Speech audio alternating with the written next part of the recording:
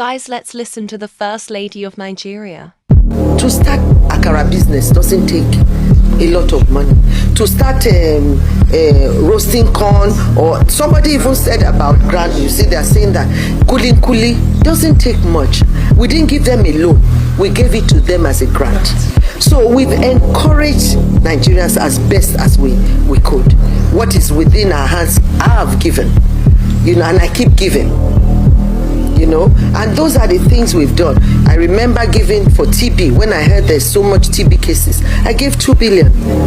To breast cancer, I gave 1 billion. To food malnutrition, I gave 500 million.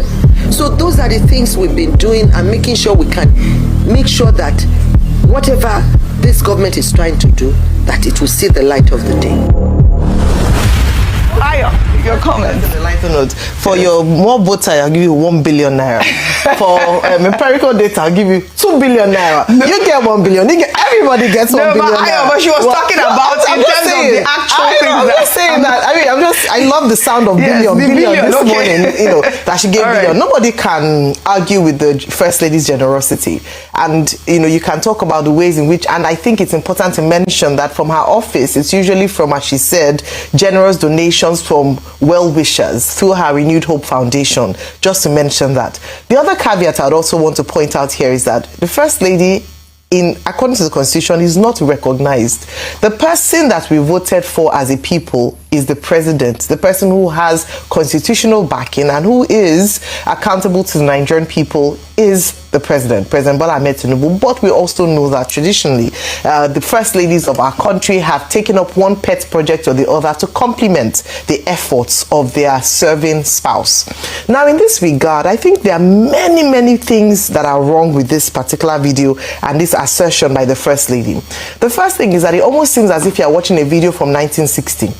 Where they are saying that women empowerment, and there's nothing wrong with small. There's a place in our society for small business owners, micro, small and medium scale enterprise businesses. But we're looking at a Nigeria of 2026. We're looking at a Nigeria in the context of where the rest of the world are talking about cutting edge technology. Is the First Lady aware that women now run multi-billion empires across the world? That businesses like Akara, yes, in rural development, in rural areas would suffice. But if we are talking about empowering women in modern day Nigeria, let us talk about industrialization.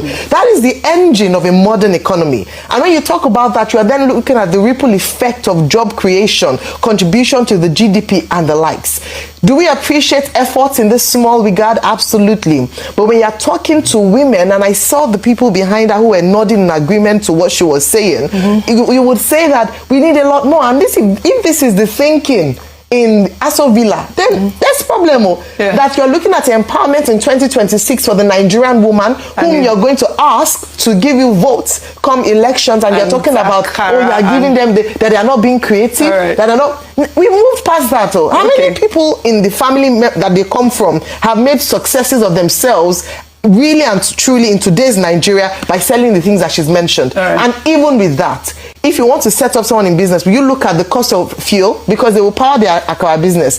The scale at which you're talking about to export is a different ball game in terms of startup capital. It is not what she's talking about. And I do think, quite frankly, it's about time we stopped insulting the intelligence of Nigerian women by saying that the best they can do is to be selling this and selling that. With due respect to those who sell it, it is fantastic. But what we should be talking about as a progressive nation, renewed hope, should be how should we industrialize? How can we empower women with technical skills? How can we talk about women owning business empires, manufacturing sectors, help women who are already against all odds are working? That's what we want to hear.